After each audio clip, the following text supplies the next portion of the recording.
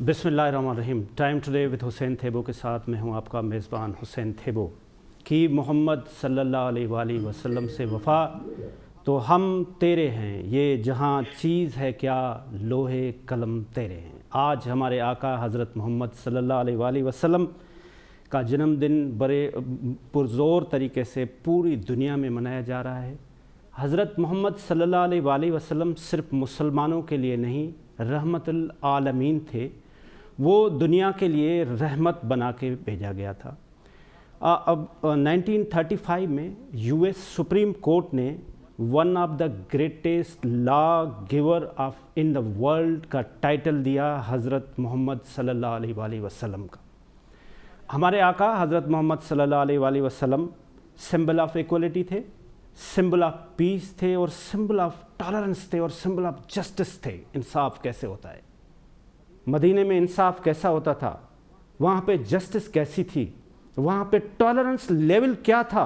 हमारे आका हज़रत मोहम्मद सल्लल्लाहु अलैहि वसल्लम मंदिरों में जाते थे, चर्चों में जाते थे, गिरजाघरों में जाते थे। उनको message of the God convey करते थे कि मैं खुदा का नबी हूँ, मैं आपके लिए पैगाम लेके आया हूँ, मैं आपके लिए रहमतुल आलमीन हूँ। और हज़रत मोहम्मद सल्लल्लाहु अलैहि वसल्लम उस वक्त जो यहूदी थे बड़े एजुकेटेड थे, उनकी स्टडी होती थी और वो उनसे कन्वर्सेशन करते थे, वो उनसे बातचीत करते थे, वो उनसे सवालात करते थे, वो उनके हर एक सवाल का जवाब देते थे और कन्वेंस करते थे विद लॉजिक, विद आइडियोलॉजी। तो क्या हमारे नए पाकिस्तान में, जिसको हम मदीने की रियासत कहते हैं, उसमें ये सारी चीज़ें हैं? क्या हम मदीने की रियासत जिसको हम बनाने जा रहे हैं, क्या हम यहाँ झूठ बोलते हैं, यूटर्न को झूठ बोलते हैं, या वो एक लीडर की निशानी है? इन तमाम बातों पे डिस्कस करेंगे। इसके साथ साथ FATF की मीटिंग चल रही है जिसमें पाकिस्तान को मज़ीद ग्रे लिस्ट में रखा जाएगा या पाकिस्तान को ग्रे लिस्ट से बाहर किया जाएगा, उसकी उम्मीदें कम हैं, क्योंकि जो ग्लोबली इस वक्त दुनिया में हो रहा है उसको मद्देनज़र देखते हुए हमने 27 में से 26 पॉइंट इम्प्लीमेंट किए हैं। उसके बावजूद भी थ्रेट अवेलेबल है। इस वक्त पाकिस्तान में सबसे बड़ा जो प्रॉब्लम है वो महंगाई का है।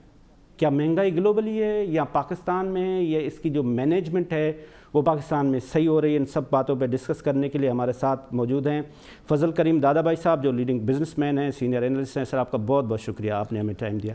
इसके साथ साथ हमीद भुट्टो साहब हैं, जो किसी तारुफ के मोहताज नहीं हैं, सीनियर जर्नलिस्ट हैं, चेयरमैन हैं पाकिस्तान एक्सीलेंस क्लब के। हमीद भुट्टो साहब, आपको बहुत बहुत शुक्रिया, आपने हमें टाइम दिया। डॉक्टर शहाब इमाम साहब हैं, फार्मर ब्यूरोक्रेट हैं, सीनियर एनालिस्ट हैं, रीजनल और इंटरनेशनल न्यूज़ पे अबूर रखते हैं। सर, आपका डॉक्टर साहब बहुत बहुत शुक्रिया, आपने हमें टाइम दिया। इसके साथ साथ हमारे साथ स्काइप पे मौजूद हैं डॉक्टर सलमान शाह साहब, जो इकनॉमिक्स का माहिर है, पाकिस्तान में बड़ा नाम है, वो फॉरेन मिनिस्टर, फाइनेंस मिनिस्टर, बड़ी बड़ी ओहदों पे रह चुके हैं। उनसे ख़ास तौर पे महंगाई पे बात करेंगे। सलमान शाह साहब, आपका बहुत बहुत शुक्रिया सर, आपने हमें टाइम दिया।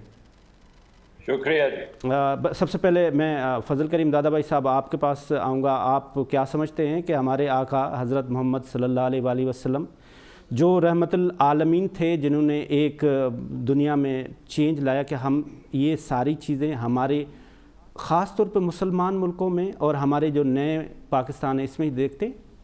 सबसे पहले बिस्मिल्लाहिर्रहमानिर्रहीम, लाखों करोड़ों दुरूद नबी करीम सल्लल्लाहु अलैहि वसल्लम। देखें, हमारे नबी करीम सल्लल्लाहु अलैहि वसल्लम का जो कॉन्सेप्ट ऑफ मदीना और उसको आप पाकिस्तान से मिलाना, तो ये बहुत ज़्यादती वाली बात है। Right. Profit Mohammad piece B upon him was a messenger of peace, tolerance, equality, fair play. और यहाँ पे अगर आप उसको देखें तो ये कॉन्सेप्ट्स कहीं पे भी आपको इस तरह नज़र नहीं आती हैं। सर, जहाँ तक बात है कि मदीना की रियासत ये स्टेट बन सकता है, तो बनने को तो हो सकता है, नियत होनी चाहिए और उस पर डायरेक्शन होना चाहिए। ऐसा नहीं होना चाहिए कि तजाद हो कि एक अमीर के लिए एक कानून हो, गरीब के लिए दूसरा कानून हो। बिल्कुल ठीक है ना।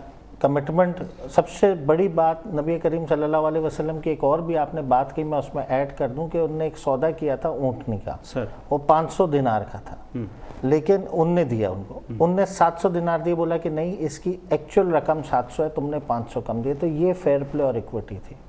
اور زبان جیسے آپ نے کہی نا کہ جب نبی کریم صلی اللہ علیہ وسلم نے دعوت دی تو لوگوں نے اس پہ لبیک اس بات پہ کہا کہ کچھ بھی ہو نبی کریم محمد صلی اللہ علیہ وسلم جھوٹ نہیں بولیں گے.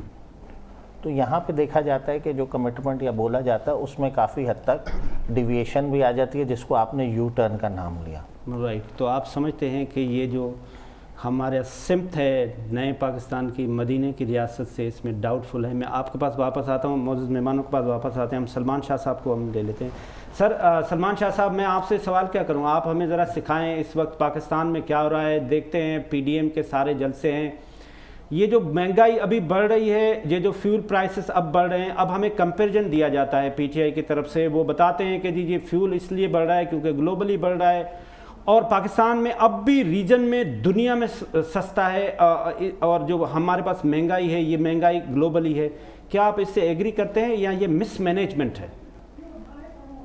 ایک چیز ہمیں سب کو سمجھنی چاہیے کہ اس وقت تقریباً 25% جو ہماری امپورٹس ہیں وہ انرجی کے اوپر ہیں. سر تیل منگواتے ہیں, ایل این جی گیس منگواتے ہیں, کولا منگواتے ہیں, یہ ساری امپورٹڈ ہیں. اور جب ہمارے ملک میں اگر اکنامک گروتھ ہونے لگتی ہے تو یہ جو بجلی اور انرجی کا نظام ہے اس سے ایک دم میٹر چل پڑتا ہے امپورٹس کا. سر اور جب وہ میٹر چلتا ہے تو ہمارا ٹریڈ ڈیفیسٹ بڑھنا شروع ہو جاتا ہے, اس کے ساتھ ہمارا کرنٹ اکاؤنٹ ڈیفیسٹ بڑھنا شروع ہو جاتا ہے, اور ہمارا بیلنس آف پیمنٹ کے مسئلے شروع ہو جاتے ہیں, اور پھر آپ کو اس گروتھ کو روکنا پڑتا ہے. رائٹ. تو کویشچن یہ ہے, سب سے پہلے آئی تھنک ہمیں سب کو آنسر کرنے کی ضرورت ہے کہ یہ کیسے ہوا کہ ہم نے اپنی اکانومی کو امپورٹڈ انرجی میں لے گئے. اور پہلے ایک وقت تھا کہ ہمارے ملک میں بڑی سستی انرجی ہوتی تھی اور وہ ڈومیسٹک ہوتی تھی. رائٹ. ہم نے ڈیمز بنانے بند کر دیے, تقریباً 30 سال ہم نے اس پہ کوئی توجہ نہیں دی. اس کے بعد ہم نے یہ تھرمل پاور کے پلانٹس لگانے شروع کیے, جہاں 2000 میگا واٹ کی ضرورت تھی وہاں 6000 میگا واٹ لگا دیے. ٹیرف اتنا زیادہ دیا کہ وہ ہماری جو قوم ہے اس کی سکت ہی نہیں ہے کہ وہ اس ٹیرف کو پے کر سکے. اور اس کے نتیجے میں آپ دیکھتے ہیں کہ کاسٹ جو ہے وہ بہت اونچی ہے اور ریونیو بہت کم ہے. اس کے ساتھ ساتھ چوری بھی ہوتی ہے, تقریباً 20% آپ کی چوری ہے جو ٹرانسمیشن اور ڈسٹریبیوشن میں ہے. تو یہ ساری چیزیں جو ہیں یہ ایک انسسٹینیبل ہم نے اکنامک ماڈل بنا لیا ہے جو ہمارے گلے کا توق بنا ہوا ہے. اچھا, اگر آپ سلمان شاہ صاحب مجھے آپ اجازت دے دیں تو میں ایک سوال رکھ لیتا ہوں. یہ جو اکانومی کا گورکھ دھندا ہے آپ سے بہتر اس کو کوئی نہیں سمجھ سکتا. جب نواز شریف صاحب کی حکومت تھی تو اس کے اینڈ میں جو انرجی کے سیکٹری تھے یونس ڈاگا صاحب, انہوں نے ایک وائٹ لیٹر لکھا تھا نواز شریف صاحب کو. انہوں نے ان کو بتایا تھا کہ آپ نے 15,000 میگا واٹ سے لے کے جو پروڈکشن ہے اس کو آپ 26,000 میگا واٹ تک لے گئے ہیں, اور پاکستان کی کم و بیش جو ضرورت ہے وہ بھی اتنی ہے, لیکن آپ نے انفراسٹرکچر پہ کام نہیں کیا. لیکن اس وقت جو حکومت ہمیں بتا رہی ہوتی ہے وہ بتا رہے ہوتے ہیں کہ پاکستان کی ضرورت 40,000 ہے اور بنایا بھی 40,000 ہے, اور لیکن اس کے ساتھ یہ مہنگے کانٹریکٹ کیے گئے ہیں جس کی بدولت ہمیں ان کو 30% پروڈکشن مل رہی ہے اور ہمیں پیسے دینے ہی دینے ہیں. تو یہ گورکھ دھندا ذرا آپ ہمارے ناظرین کو بتائیں کہ کون سچ بول رہا ہے.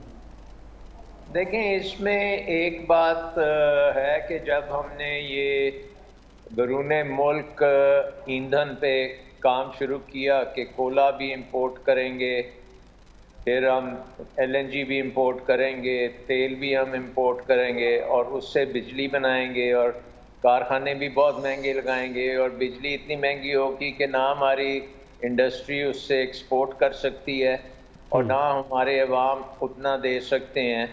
تو یہ ایک سرکولر ڈیٹ اس میں آٹومیٹکلی بنتا جا رہا ہے. اس کے ساتھ ساتھ یہ بھی بات درست ہے کہ آپ نے ڈسٹریبیوشن اور ٹرانسمیشن کے اوپر اس طرح سے توجہ نہیں دی.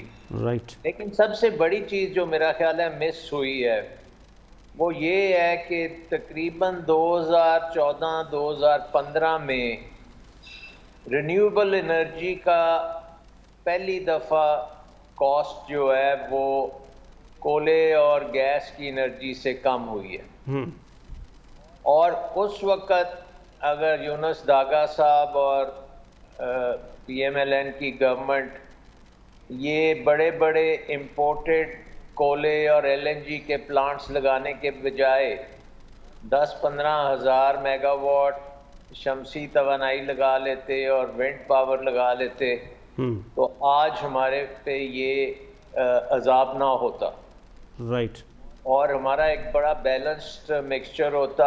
اس کے ساتھ تھر کول جو ہے وہ ہماری اپنی، اس کو بھی آپ کو امپورٹ نہیں کرنا پڑتا. تو آپ کو تھر کول، رینیوبلز، ونڈ انرجی، اگر یہ ہم ساری چیزیں کرتے تو اس وقت ہم بڑی کمفرٹیبل سچویشن میں ہوتے. اب یہ جو ہمارے ہیں کانٹریکٹس، آپ یہ سمجھیں کہ جب آپ اسٹوڈیو میں بیٹھ کے لائٹ آن کرتے ہیں تو آپ کا امپورٹ بل چلنا شروع ہو جاتا ہے. بالکل ٹھیک. اور وہ آپ ڈالرز میں پے کر رہے ہوتے ہیں. اگر آپ لائٹ نہ بھی آن کریں پھر بھی آپ ڈالرز میں دے رہے ہوتے ہیں، وہ ہمارے فائنینشیل اکاؤنٹ سے نکل رہا ہوتا ہے. تو یہ ہم نے بڑا ایک انسسٹینیبل انرجی سیکٹر بنا لی ہے. اور یہی وجہ ہے کہ آئی ایم ایف ہمیں کہتی ہے کہ اس کا علاج نکالیں. اب اس کو آپ سرکولر ڈیٹ اگر بڑھتا جائے گا تو وہ بھی ایک بم کی طرح سر بیٹھے گا. سلمان شاہ صاحب، ابھی جو نیپرا کی ریسنٹ رپورٹ ہے اس میں یہ لکھا گیا ہے کہ گورنمنٹ نے مہنگے ریسورسز سے یوٹیلائزیشن کی ہے. Do you agree? اور اس پہ حماد اظہر صاحب نے کہا ہے کہ یہ نیپرا کی غلطی ہے. دیکھیں، ایک تو یہ ہے کہ جب آپ کو امپورٹڈ میں آپ گھس جاتے ہیں تو پھر جو بھی انٹرنیشنل قیمت ہوتی ہے وہ آپ کو اوپر امپوز ہوتی ہے. اب آپ دیکھیں کہ اس وقت برینٹ جو ہے، جو تیل ہے، جو بینچ مارک ہوتا ہے ہر چیز کا، وہ $40 بیرل سے بڑھ کے $85 بیرل ہو گیا.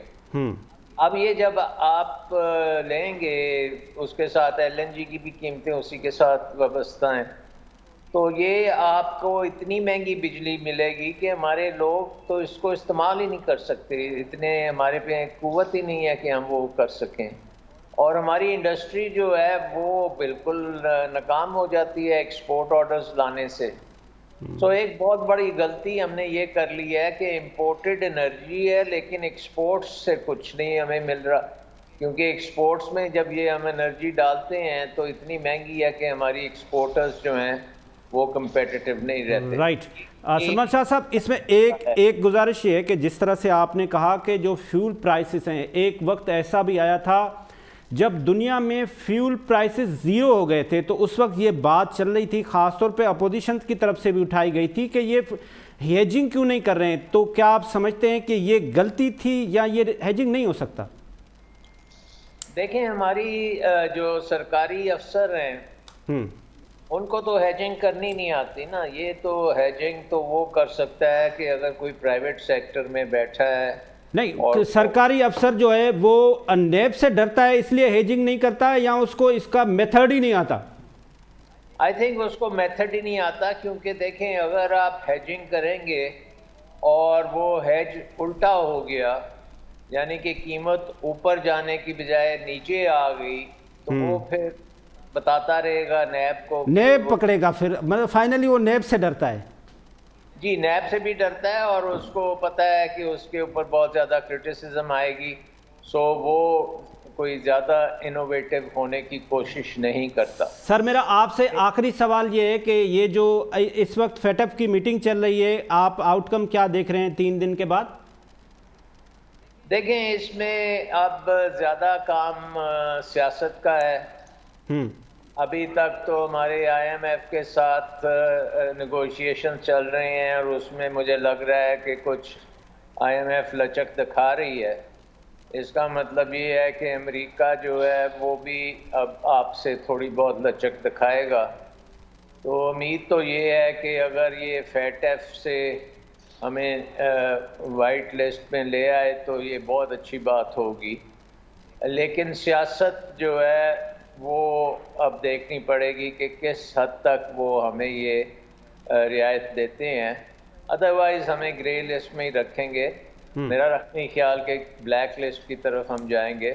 سو آئی تھنک یہ اوور آل پیکج ہے جو اس وقت امریکہ سے ہمارے نیگوشیشنز ہو رہے ہیں. اس کے نتیجے میں یہ ساری چیزیں جو ہیں یہ حل ہوں گی. بہت بہت شکریہ سلمان شاہ صاحب، آپ نے ہمیں ٹائم دیا. تھینک یو ویری مچ سر. اب حمید بھٹو صاحب میں آپ کے پاس آؤں گا. آپ نے کافی حکومتیں آتے جاتے دیکھی ہیں، کیا دیکھتے ہیں یہ جو ہماری کرنٹ پی ٹی آئی کی گورنمنٹ ہے، خاص طور پہ ان کی جو پرفارمنس ہے، آپ کس حد تک سیٹسفائی ہیں ایز اے سینئر جرنلسٹ؟ حسن بھائی، ہماری جو حکومتیں ابھی آ رہی ہیں 10-15 سال میں، وہ صرف کھیل رہی ہیں چور چور چور چور چور چور چور. ہم سب کو اس میں الجھا کے رکھ رہے ہیں جی وہ چور وہ چور وہ چور. اس سے آگے بڑھنے کا کوئی کام کرنا نہیں ہے. موجودہ حکومت جو آئی ہے اس سرکار نے تو بس چور چور چور چور چور کہاں ہے، کون ہے، بس وہ ہم سب ڈھونڈ رہے ہیں چور کون ہے. چور ہے تو کیا چوری کی ہے، اگر چوری کی بھی ہے تو وہ جانے آپ جانے ہم نے اور عوام نے کیا قصور کیا ہے. اور ریاست مدینہ سے لے کے ہم ساری بڑی بڑی دنیا کی مثالیں دے رہے ہیں، مگر خود چوری بھی کر رہے ہیں، جھوٹ بھی بول رہے ہیں، بےمانی بھی کر رہے ہیں. اور اگر خود چوری کر بھی رہے ہو تو آپ کرتے رہو. ماضی میں بھی حکومتوں نے چوریاں کی، اب بھی کر رہے ہیں. اس سے مجھے آپ کو کیا ریلیف دے رہے ہیں؟ اس ریلیف کے نام پہ کوئی بات نہیں ہے، صرف الزامات کی بوچھاڑ ہے جس سے لوگ تنگ آ چکے ہیں. اور اب معاشرہ، اب ہمارا جو بچہ پیدا ہو رہا ہے وہ بھی اس چور چور کی کہانی سن کے وہ کہہ رہے ہیں جی چور کون ہے. وہ بچہ بھی اب اس طرح کی سوچ رہا ہے اگر یہی میں اس طرح کی کروں گا تو آگے بڑھوں گا. اب سیاست میں منافقت، مکاری، فراڈ، دھوکہ اور خود غرضی، صرف اپنے آپ کو اچھا کرنا، میں دھلا ہوا ہوں، صاف ہوں، میرے کپڑے صاف ہیں، گند صرف دوسری طرف اچھالنا ہے. ہم اپنا کچرا جیسے کہ گھر کا اٹھا کے کسی گھر کے باہر پھینک دیں. صرف اس سے آگے ہماری سیاست نہیں چل رہی. جو سیاست ماضی میں ایک پاک اور شفاف قسم کی ہوتی تھی اور اچھی حکمرانی ہوتی تھی، لوگوں میں خود غرضی نہیں ہوتی تھی، انسانیت ہوتی تھی، میں سمجھ رہا ہوں کہ اب موجودہ حکومتیں کے اندر انسانیت کے نام کی چیزیں بھی اب بدبودار بنتی جا رہی ہے. اس سے وہ آگے نہیں نکل رہے.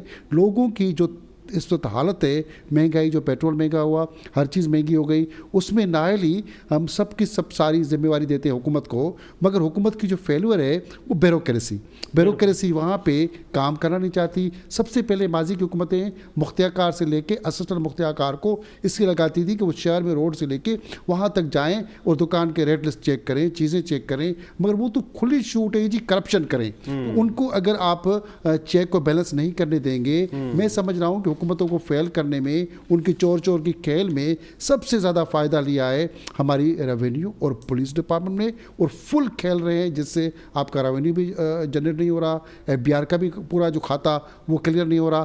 اس بیوروکریسی کی لکیر کو ٹھیک نہیں کریں گے تو یہ حکمران ہمارے گالیاں بھی کھائیں گے، ان کی تذلیل بھی ہوگی اور حکومت نام کی کوئی چیز نظر نہیں آئے گی. بالکل ٹھیک. ڈاکٹر شہاب امام صاحب، حمید بھٹو صاحب نے امپورٹنٹ ایک سبجیکٹ کو چھیڑا ہے کہ یہ جو مہنگائی ہے، آپ چیف کنٹرولر، پرائس کنٹرولر بھی رہے ہیں، آپ سینئر بیوروکریٹس بھی رہے ہیں، تو کیا یہ بیوروکریٹیکل سسٹم کا فیلیور ہے؟ 18th امنڈمنٹ کے بعد now province are an independent entity. اگر ہم مہنگائی ہے تو وہ پروونس کا سبجیکٹ ہے یا یہ ابھی تک فیڈرل گورنمنٹ کا سبجیکٹ ہے؟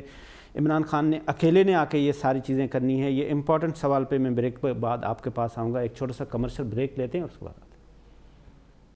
Welcome back. ڈاکٹر شہاب امام صاحب، بریک سے پہلے یہ بات ہو رہی تھی کہ یہ جو مہنگائی ہے، انفیکٹ یہ سبجیکٹ ہے کس کا؟ یہ بیوروکریٹیکل سسٹم کا ہے یا یہ عمران خان صاحب نے آ کے ڈائریکٹ سبزی کو سستا کرانا ہے؟ جو مہنگائی کا سبجیکٹ ہے وہ تو صوبوں کا ہے، اور حمید بھٹو صاحب نے بات کی کہ بیوروکریسی کے مسائل ہیں، تو میں ان کی بات سے بالکل بھی ایگری نہیں کرتا. اچھا، ایشو یہ ہے کہ جو بیوروکریسی کی اگر آپ ڈیفینیشن لیں گے تو بیوروکریسی کا مطلب یہ ہوتا ہے کہ ایسی آرگنائزیشن جو سینٹرل گورنمنٹ کو چلاتی ہے سر، اور وہ ہمارے پاس سول سروس میں CSS کیڈر ہے. جی بالکل. اور وہ 100-125 ہر سال آتے ہیں. وہ میرٹ والی بھرتی ہوتی ہے. پھر پنجاب پبلک سروس کمیشن میں بھرتیاں ہوتی ہیں، PMS ہے، ادھر PSS ہے، اور انسپیکٹر لیتے ہیں ڈائریکٹ، تو وہ بھی بائی اینڈ لارج میرٹ پہ بھرتی ہوتی ہے. KPK کا بھی جو پبلک سروس کمیشن ہے وہ بھی میرٹ پہ بھرتی کرتا ہے. بلوچستان میں اور سندھ میں میرٹ نام کی کوئی چیز نہیں ہے. پولیٹیشنز نے اپنے جو بیگ اٹھا کے لوگ چلتے تھے ان کے پیچھے 6 گریڈ کے، 9 گریڈ کے اور 5 گریڈ کے، اور جو PN تھے، پٹے والے تھے، ان کو اسسٹنٹ کمشنر اور DSP اپوائنٹ کر دیا. رائٹ. 88 سے یہ کہانی شروع ہوئی جو ابھی تک چل رہی ہے. اب وہ 20 گریڈ میں، وہ تو اللہ جو ہے ان کو اس کا اجر دے گا. جسٹس مسلم ہانی صاحب نے جو انڈکشنز اور جو ڈیپوٹیشنز اور مرجنگ اور ایبزارپشن کو سیدھا کیا. جی سر. تو آپ کا سسٹم اتنا خراب ہے کہ وہ سسٹم کیسے صحیح ہو سکتا ہے؟ اور یہ سسٹم جو ہے وہ پولیٹیشنز نے خراب کیا ہے. ہم نے اور آپ نے تو خراب نہیں کیا. یہ میں چیف پرائس کنٹرولر رہا ہوں کراچی کا 3.5 سال. دودھ کی قیمت کا انہوں نے بڑھائی اور 6 گھنٹے میں کم ہو گئی. کیوں؟ چونکہ جو ہے اس وقت پولیٹیکل وہ تھا، آپ کی سپورٹ تھی اور ان کی سنسیئرٹی تھی کہ وہ چاہ رہے تھے کہ اس کو کم کیا جائے. جنرل مشرف کا دور تھا. سر، تو میں تو یہ سمجھتا ہوں کہ پاکستان میں ویسٹ منسٹر ڈیموکریسی کا ماڈل جو ہے وہ سوٹ ہی نہیں کرتا. یہ 1 ووٹ 1 پرسن کا یہاں چل ہی نہیں سکتا.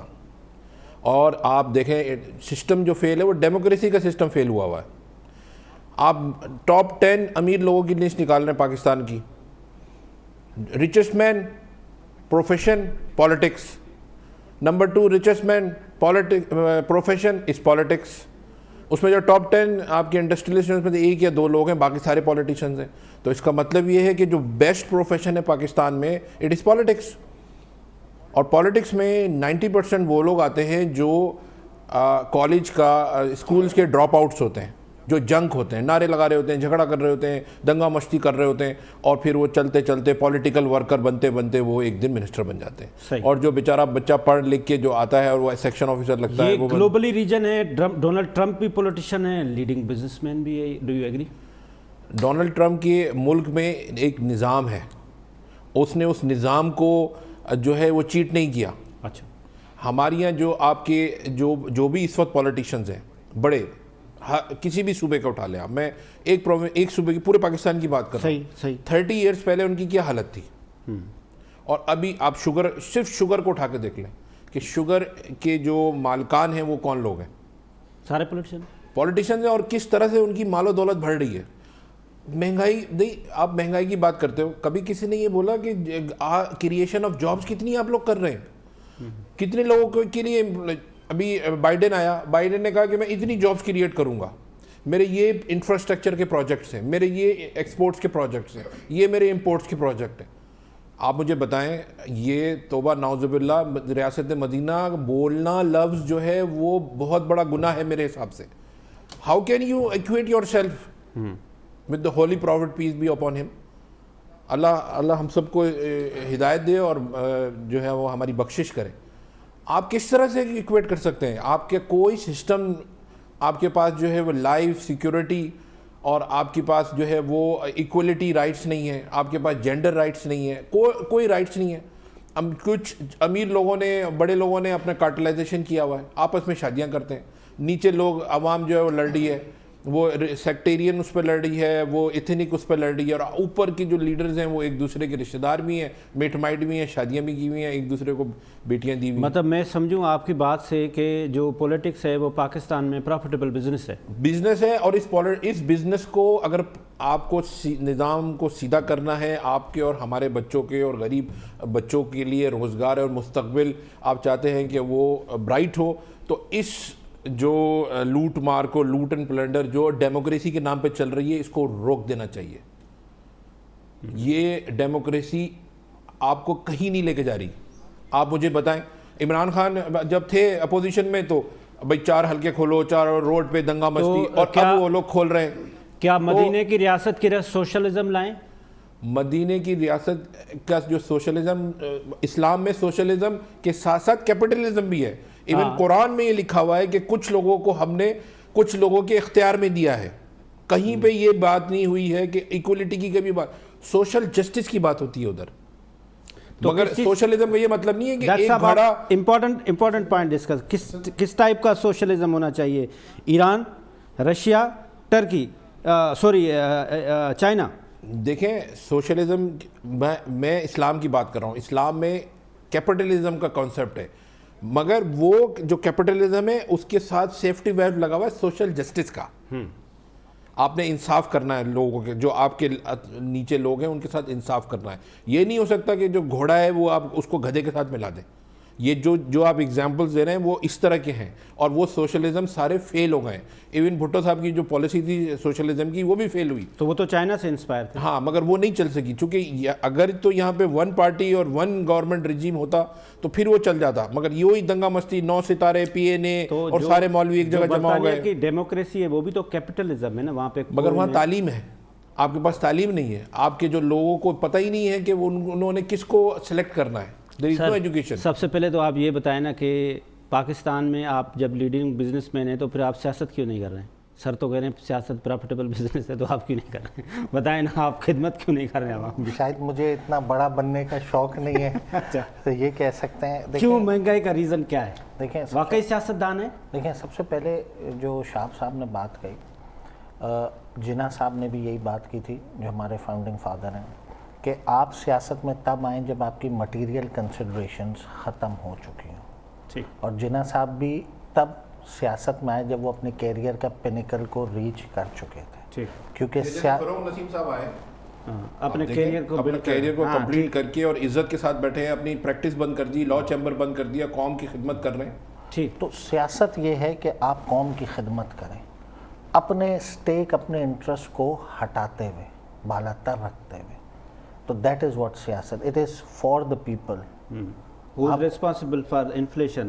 Sorry? Who is responsible for the inflation? حکومت وقت ہوتی ہے، bureaucratical system. دیکھیں حکومت وقت ہوتی ہے، بیوروکریٹ بھی تو حکومت کا حصہ ہے نا. تو جو بھی دیکھیں، بڑی مشہور کہاوت ہے، you can delegate responsibility, delegate authority, never responsibility. Responsibility lies with the head of the government. تو کبھی آج وزیر اعظم صاحب نے خطاب کرتے ہوئے کہا ہے کہ جو مدینے کی ریاست ہے اس کو کافروں نے فالو کیا اور وہ آج ترقی یافتہ ملک ہیں. تو وزیر اعظم صاحب کس کو بتا رہے ہیں؟ خود کریں نا. دیکھیں یہ اس بات میں کوئی دو رائے نہیں کہ بگیسٹ جو اس پورے رب العالمین، جو پورے کائنات کے سب سے بڑے لیڈر ہیں وہ نبی کریم صلی اللہ علیہ وسلم. No doubt about it. اور ان کو جن نے فالو کیا، وہ خواہ وہ مسلم ممالک ہوں یا نان مسلم ممالک ہوں، ان نے ترقی کی ہے، کیونکہ ایکوٹی، جسٹس، فیئر پلے، یہ کانسیپٹس تھے. وزیر اعظم صاحب جس کا آپ ذکر کر رہے ہیں وہ ہماری قوم کو خطاب کر رہے تھے. نیچرلی ہمیں ہی کہہ رہے تھے کہ ہمیں اس کو کرنا چاہیے، but the buck starts from the head of the government. Yes, definitely. تو وہاں سے یہ فالو ہونا چاہیے. اب مہنگائی کی آپ نے ایک دوسرا سوال کیا تھا، تو اگر آپ اجازت دیں، اب مہنگائی کے 2 حصے ہیں جناب. ایک تو ہے انٹرنیشنل امپیکٹ کیا ہے پوسٹ کووڈ. اب وہ کیا ہے، اب وہ میں تھوڑا سا بریفلی بتا دیں. آئل $35 تھا، آج $85 پہ ہے. کول $50 پہ تھا. اچھا ایک منٹ ادھر. جو آئل آپ بتا رہے ہیں کہ $85 ہے، یہی آئل 137 نواز شریف کے دور میں تھا. انفلیشن ڈبل ڈیجٹ میں نہیں تھا اس وقت، اس لیے کیونکہ سبسڈی دیتے تھے. آج اس کی بھی مار ہمیں پڑ رہی ہے. تو یہ ہماری اکنامی سبسڈی پہ چلتی ہے، ہمارا بزنس مین بھی سبسڈی پہ چلتا ہے. آج بھی آپ دیکھیں جو ایکسپورٹ ہو رہے ہیں، شاہب صاحب would bear me out on this, آج بھی ہم جو ایکسپورٹ کر رہے ہیں اس کے اوپر بھی ہم سبسڈی دے رہے ہیں. کس پہ؟ Tariff of electricity and gas پہ. تب آپ کمپٹیٹیو ہیں. اس کا مسئلہ ہے نا، ادروائز آپ ریجن کو آپ کو ریجن میں آپ کمپیٹ نہیں. سر ایسا نہیں ہوتا، اس کی ایک وجہ ہے، R&D ہم نہیں کرتے. اب میں آپ کو ایک چھوٹی سی مثال دیتا ہوں. 2000 کے اندر سیم پرابلم آئی تھی. آپ کی سب سے بڑی صنعت ہے سیمنٹ کی، اس میں $200 ملین کا آپ کا امپورٹ بل تھا فرنس آئل کا. وہ بڑھ رہا تھا، تو اس وقت کی حکومت نے کہا کہ یہ ہم افورڈ نہیں کر سکتے.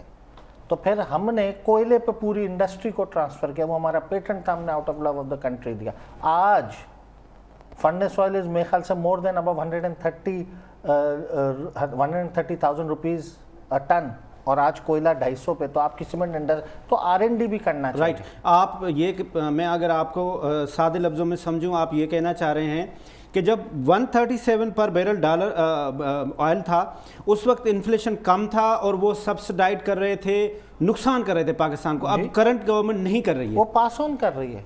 آپ کی اکنامی میں اتنی گنجائش نہیں, وہ فیوچر کے لیے فائدہ کر سکتے ہیں. دیکھیں بیلنس اپروچ تو پوری دنیا میں یہی ہوتی ہے نا, واٹ ایور از انکریزڈ. اب پی او ایل پہ آپ کا کیا کنٹرول ہے؟ جیسے شاہ صاحب نے کہا کہ آپ کا انرجی مکس جو ہے, جو سب سے زیادہ یہ پیٹرولیم گیس چیزیں, یہ تو آپ امپورٹ کر رہے ہو. اب پوری دنیا میں اگر اس کی قیمت بڑھی ہوئی ہے تو آپ نے اسی قیمت پہ خرید کے لوگوں کو دینا ہے نا. اگر آپ خرید کے اس کو سبسڈائز کرو گے تو آپ نیشنل ایکسچیکر کو نقصان پہنچا رہا ہے, آپ کے ریزرو پریویس گورنمنٹ نے یہ غلط کیا. حمید بھٹو صاحب, آپ کیا دیکھتے ہیں, جو ہمارے سندھ میں تقریباً 13-14 سال سے جو پیپلز پارٹی کی حکومت ہے, انہوں نے اتنا کر دیا ہے کہ ان کے خلاف اس وقت کوئی اپوزیشن بھی نہیں ہے. مطلب وہ ون مین شو ہیں. اگر اگلا الیکشن ہوتا ہے تو میں تو سمجھتا ہوں پیپلز پارٹی کو کوئی ٹف ٹائم کوئی دینے والا ہی نہیں ہے. تو وہ ڈیلیور بھی کر رہے ہیں یا انہوں نے بھی اپنے ٹیکنکس یوز کیے ہوئے ہیں؟ حسین بھائی زبردست سوال ہے, میں اس پہ آتا ہوں, مگر ایک شاہ بھائی کو تھوڑا سا جواب دوں. شاہ بھائی نے کہا جی سندھ میں بیوروکریسی کے اندر ایسے لوگ آ گئے جو کل منشی تھے, کمدار تھے. میں اس بات سے بالکل قطعی متفق نہیں ہوں. لوگ پڑھے لکھے اس وقت جو اگر سیکرٹریز میں بات کریں, غریبوں کے بچے اگر آپ دیکھیں کہ وہ اپنی محنت سے پڑھ کے CSS کر کے آئے ہیں. کوئی کسی کا منشی سب آئے, کوئی ایک بھی کسی کا منشی جو آپ کریں, یہ تو نیگیٹو سوچ بالکل آپ نے کہی سندھ کے ایک افسروں کے خلاف نیگیٹو سوچ, اور یہ بالکل پازیٹیو سوچ ہی نہیں ہے. محنت کرتے ہیں, اچھے لوگ افسر موجود ہیں, سب پڑھ کے آ رہے چھوٹے چھوٹے شہروں سے. اگر اس وقت دیکھیں گے سب, باقی کوئی منشی بنا ہی نہیں ہے. بات کر رہا ہوں میں سندھ کے اندر ہے, پیپلز پارٹی کے اندر کوئی مخالف نہیں ہے. اس کی وجہ ماضی میں ارباب کی حکومت آئی, مارو کی حکومت آئی, جس کی بھی آ رہی ہے, وہ خود ان سے بدتر کوئی ڈلیوری نہیں کر رہے تھے. وہ آ کے الٹا وہی بات, جیسے ابھی PTI کی حکومت ہے, چور وہی آ کے پیپلز پارٹی کو چور کہتے ہیں. جو بھی آیا لیکن جو آیا, جتنے بھی CM یہاں پہ سندھ میں بنے, انہوں نے ڈیلیور کرنے کے بجائے اپنے ارد گرد ایسا ہی ایک حلقہ بٹھا دیا, ایسے لوگ بٹھا دیے جو کچھ کرنا ہی نہیں چاہتے تھے. جیسے ابھی صرف باتوں کے علاوہ اپنی بادشاہت اور بڑی بڑی لگژری کے علاوہ ڈیلیور نہیں کر رہے تھے. اب اس کے بجائے وہی جو لوگ تھے جو اس کے خلاف ہوتے تھے پیپلز پارٹی کے, اب وہ سب پیپلز پارٹی کے اندر ضم ہوتے ہوئے ملتے ان کے ساتھ کھڑے ہو گئے ہیں. ابھی بھی سندھ کا اگر بندہ جو انسان ہے وہ چاہتا ہے مجھے صاف قسم کی پانی ملے, ایجوکیشن ملے, ہیلتھ ملے. ابھی بھی بنیادی سہولتیں نہیں ہیں. بہتر اپوزیشن نہیں ہونا, جب بعد میں جو آ کے حکومت کرتے ہیں سندھ کے لوگوں کے اوپر, وہ ڈیلیور نہیں کرتے, الٹا ان کو مارتے ہیں, پیٹتے ہیں, ان کے لیے عذاب بنتے ہیں. اس سے کہتے ہیں کہ جی اس سے بہتر تو پیپلز پارٹی ہے. ایک وہ پرانی کہاوت ہے کہ جی ایک کفن چور ہوتا تھا کسی قبرستان میں, کسی کا کفن چوری کر کے لے جاتا تھا. اس کے بعد ایک بیٹے نے کہا جی جب مر گیا تو لوگوں نے کہا جی اچھا وہ جان چھوٹی. لوگوں نے کہا جی اس سے میرے باپ کی تو بدنامی ہو رہی ہے. اس کے بعد وہ کفن بھی چوری کرتا تھا, ان کے ساتھ ڈنڈا بھی ساتھ رکھ کے جاتا تھا. تو باقی تو اس طرح کے لوگ جب آتے ہیں تو لوگ ان سے بھی نفرت کرتے ہیں. اچھے جب حزب اختلاف آئے گا, PTI کے پاس سب لوگ چلے گئے حکومت میں. جب ممتا بھٹو سے لے کے لا کے جو تھے سب ارباب سب چلے گئے. PTI میں آنے کے بعد بھی ان کو خود PTI نے اون ہی نہیں کیا, اونرشپ ہی نہیں دی گئی. تو لوگ کس طرف جائیں؟ یقیناً لوگ تو جائیں گے نا کسی نہ کسی طرف. وہ پیپلز پارٹی اس کا فائدہ لے رہی ہے. رائٹ سر ڈاکٹر صاحب فائنل کمنٹس. جو دادا بھائی نے کہا کہ سمت ٹھیک ہے, مطلب جو پہلے والے تھے وہ زیادہ سبسڈائز کر کے مہنگائی کو کم کر رہے تھے, لیکن کیا تھا کہ وہ لون بڑھتے جا رہا تھا. لیکن پرسپشن ابھی یہ ہے کہ لون تو وہی بڑھتا جا رہا ہے. تو ڈو یو ایگری؟ دیکھیں ہمیں اسٹرکچرل چینجز کرنے کی ضرورت ہے اپنی اکانومی میں. اور چونکہ جو ہے وہ فصلی بٹیرے آ جاتے ہیں, اور کبھی یہ لیفٹ میں جاتے ہیں, کبھی یہ رائٹ میں جاتے ہیں, کبھی یہ سیدھے جاتے ہیں. کوئی جو پالیسی ہے وہ پرسسٹنٹ نہیں ہے. گورنمنٹ کوئی بھی آئے کوئی بھی جائے, اکنامی کی پالیسی تو اسٹریٹ ہونی چاہیے. بالکل ٹھیک. چونکہ وہ جنریشن اس نے کرنی ہے, ویلتھ کی اس نے جنریشن کرنی ہے, امپلائمنٹ کی, زر مبادلہ آنا ہے. اگر ایک لیفٹ پہ چلا جاتا ہے, ایک رائٹ پہ چلا جاتا ہے, تو اس میں یہ ہے کہ جو ہم غریب سارے جو عوام ہے وہ اس میں پس جاتی ہے. وہ کبھی سبسڈائز کر رہے ہیں, کبھی جو ہے وہ ویٹ پہ سبسڈی ہو رہی ہے, کبھی کاٹن پہ سبسڈی ہو رہی ہے, کبھی جو ہے وہ آپ کی ایکسپورٹ کے کہتے ہیں جی 2011 سے آج تک 10 سال میں 80% آپ کا روپیز جو ہے وہ ڈی ویلیو ہوا ہے. ٹھیک ہے, آپ مجھے یہ بتا دیں اس سے 50% آپ کی امپورٹس مہنگی ہو گئیں, ایکسپورٹس تو آپ کی 0% بڑھی ہیں, وہی 17 16 18 بلین کے اس میں پچھلے 10 سال سے 18 اور 22 کے بیچ میں ان کے فگرز ہیں, ذرا سی نہیں بڑھی, اور ٹیکسٹائل میں لگے ہوئے. گورنمنٹ تو کہہ رہے 28 پہ چلے گئے.